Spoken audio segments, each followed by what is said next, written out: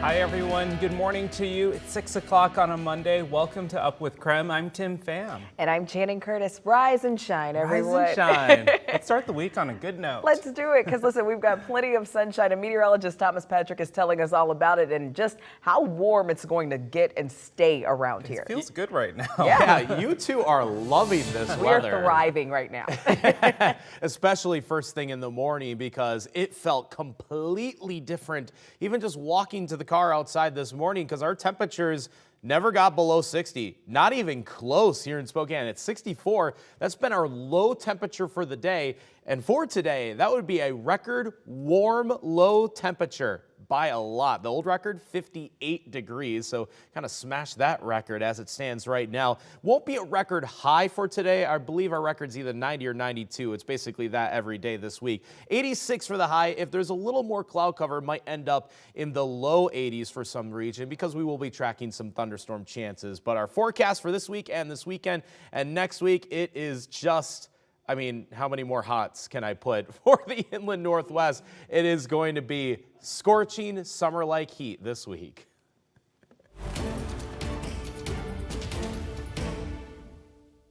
Is Lori Vallow not guilty or guilty of first-degree murder of Tylee Ryan?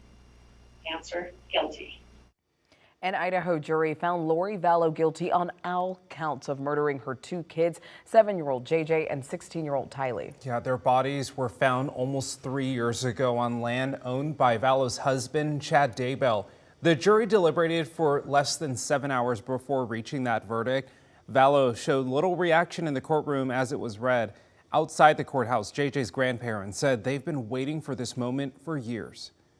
It's the most bittersweet you can imagine. Just the sadness, but the relief from all this is I guess a liberating feeling.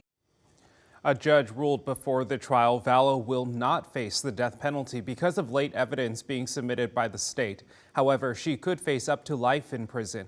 Her husband is also charged in the murders and will be tried at a later date. Well, tomorrow, Washington state lawmakers will head back to Olympia, this time for a special session. The session will focus on passing new drug possession laws. The current law expires on July 1st, and when it expires, it will in effect legalize drug possession in the state. That's because of a 2021 state Supreme Court decision that said the current law violated the state's constitution. The session could last up to 30 days. I am asking for your support and to join me as I announce our campaign to be the next governor of the state of Washington. Well, this morning, the crowd is getting larger. Another candidate has entered the race for Washington governor. Republican Raul Garcia announced the launch of his campaign on Friday. The Yakima doctor also ran for governor back in 2020. So Garcia joins Richland School Board member Semi Bird, who announced back in November he plans to run. On the Democratic side, State Lands Commissioner Hillary Franz also announced a run. Meanwhile, Democratic State Attorney General Bob Ferguson launched an exploratory campaign indicating he's most likely going to run as well. It is 6:04 right now. Let's take a look at your morning rush. More news in less time. Right now, 2 people are sitting in the Spokane County Jail after a SWAT standoff in North Spokane on Saturday. The sheriff's office says it all started when deputies tried to arrest a 35-year-old woman for theft. The woman and a man also inside the house just refused to come out and barricaded themselves inside. After a 5-hour-long standoff, deputies were able to arrest them both. And Post Falls police are still searching this morning for a man who escaped a standoff last week. On Thursday, police tried to arrest 34-year-old Brian Willie at his home for drug charges. They saw Willie in front of his house, but when he spotted the police, he ran into his home. Police surrounded the home, but when they searched it, Willie was nowhere to be found. Anyone with information on where he might be is asked to contact your local police department. And today is Peace Officers Memorial Day. It's a time to remember law enforcement officers who died in the line of duty. 2 police officers in Washington state died on duty in this past year alone.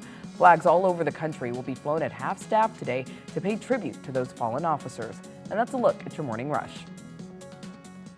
6:05 and weather-wise today, yes, very summer-like, but we are also tracking the return of some scattered showers and thunderstorms to our region, mainly for this afternoon. But we see just a little bit of activity for this morning, mainly over central and southern Washington. Very light radar returns near Moses Lake, so perhaps a sprinkle around that area. But we can notice a little bit of cloud cover, especially to our south. If you're looking from Spokane or Coeur d'Alene south towards the Palouse, a little bit of cloud cover in that direction. And we'll see that, again, this direction is mostly north, and we'll see mostly sunny skies at the moment. But yeah, this afternoon, chance for those pop-up afternoon showers and thunderstorms in the heat of the day.